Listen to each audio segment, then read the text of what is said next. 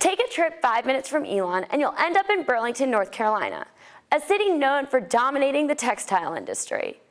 Today, the city hopes to redefine itself from an industrial hub to a community thriving on the success of local businesses. One aspect of the revitalization effort is a unique character who hopes to bring local residents and new faces downtown. In the roaring 20s, then 30s, downtown Burlington boomed, along with its textile industry. Burlington grew over the next 30 years.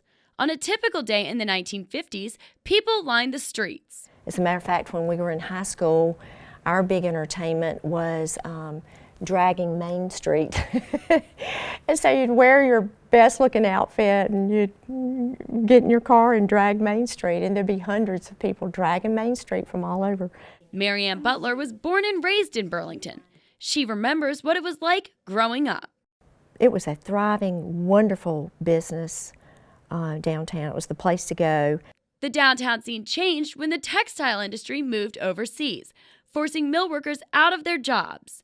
At one point, 1 in 5 workers in Burlington was unemployed. Now, it's no longer the factories, but the familiar faces of the community members bringing in business and planning for the future.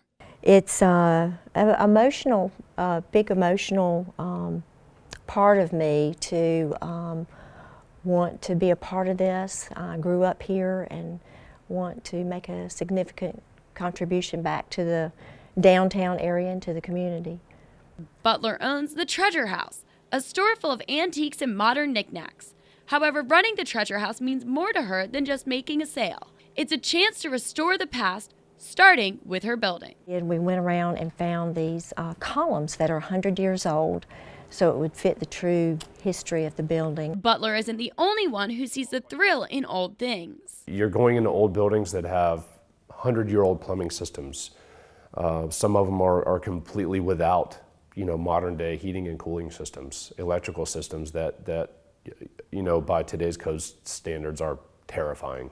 Matt Robinson, a co-owner of Core Properties, hopes to restore buildings downtown to their former glory. You almost get a glimpse as to how the marketplace changed and how things were evolving at the time. Just simple discoveries like that are I think, pretty neat. The Burlington Downtown Corporation, a nonprofit that aims to restore the area, awarded Core Properties a $60,000 grant.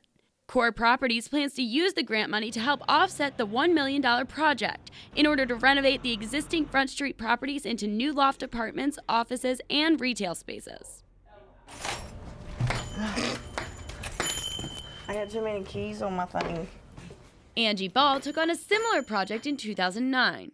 Despite the economic crash the year before, Ball and her husband decided to turn a pipe dream into a reality. We both quit our jobs making $17 an hour to nothing to start a tattoo shop. And that's hard. It's either, sink or swim.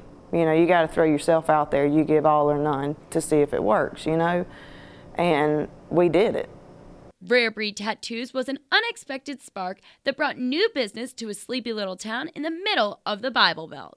Well, when I was growing up, it was dead. It was a ghost town. But not everyone was welcoming. Moving down here, it was one of those things to where people downtown wasn't used to people down here all the time with pink hair or shaved heads or tattoos or, But once, they got to know us, they realized we're not bad people. Tattoo artist Jake Edwards credits Ball and her husband for introducing a more diverse crowd to the traditionally conservative southern town. They really remodeled downtown Burlington. They brought in a world that they're not used to. You're talking old-time people, old money, old Burlington. After spending late nights in her tattoo shop and seeing the lack of nightlife, she took matters into her own hands when she opened the Rusted Bucket Tavern. We needed a bar in downtown. We need nightlife downtown, so what better way to have nightlife than open up a good little watering hole,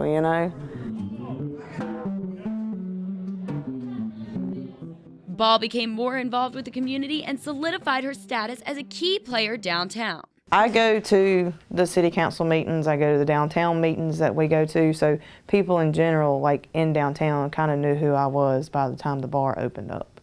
Since opening in 2011, the Rusted Bucket has maintained a steady crowd of loyal followers. I usually come to the Bucket just to meet friends and have a good time, usually on the weekends. And it seems to be a pretty sociable place to come downtown, although there's limited areas to come in downtown. It's one of the few that you feel welcome and you feel like you're somebody from hometown, and it's kind of like a cheers sort of deal. Ball wasn't alone in her quest to give locals a place where everybody would know their name. The downtown business owners also support each other. Everybody like who owns a building or runs a business down here, I see them in here all the time. You know, so it's kind of one of those things where we have to keep supporting each other, because I mean, your locals and your small people is what keeps your small businesses going. She encourages people to support the city by shopping locally. I'd rather support someone who I see every day than somebody I don't, who's on a big yacht with jets and stuff. I mean, you know what I'm saying? I'm serious. So help the small man get bigger than versus someone who's already bigger. Ball saw the community's support for local business firsthand after she closed the Bucket in June 2013 and reopened in February 2014 in a bigger location. After all, it's not the profit that motivates Ball to work 6 days a week, but her desire to bring the community closer. Where you get to see everybody out having fun and they're dancing, and you know, and I bring people out who don't go out. You know what I'm saying? They don't go out to bars or taverns or whatever you want to call it. They don't until I open the Rusted Bucket. And then, you know, because I hear it all the time, Angie, I never went out. I'm so glad you opened back up. The Bucket isn't just about business, but a way for Ball to also use her reputation to support charities. She also hosts events promoting other businesses in her bar. Everybody knows her name. Everybody knows who she is, whether they know her or not. People act like they've known her for 20 years, but they're just friends with her on Facebook.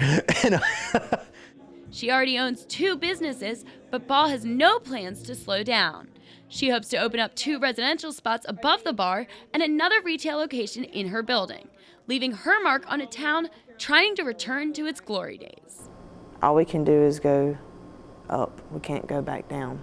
It's already been down. Can't get no lower. So it's got to go up.